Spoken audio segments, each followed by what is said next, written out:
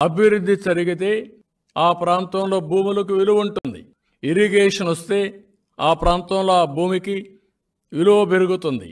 ఎక్కడైనా ఒక ఇండస్ట్రీ వచ్చినా, ఒక రోడ్డు వచ్చినా, ఆ రోడ్డు వల్ల ఆ ప్రాంతంలో ఒక నమ్మకం, ఒక ఆశ, దానికి భూమికి విలువ పెరిగే పరిస్థితి వస్తుంది.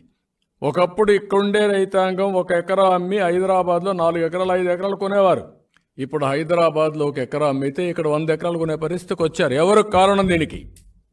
10 సంవత్సరాలు తెలంగాణ రాష్ట్రాన్ని పట్టి పీడించి ఈ రాష్ట్రాన్ని సర్వనాశనం చేసి 10 ఏళ్లలో 100 ఏళ్లకు సరిపోయే విధ్వంసం చంద్రశేఖరరావు చేసి తెలంగాణ ఒక స్థాయికి వచ్చింది.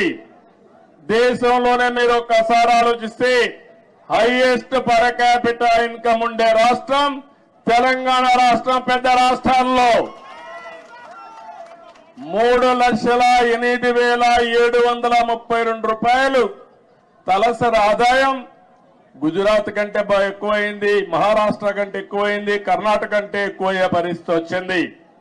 ఇప్పుడు ఆంధ్రప్రదేశ్ చూస్తే 2,19,518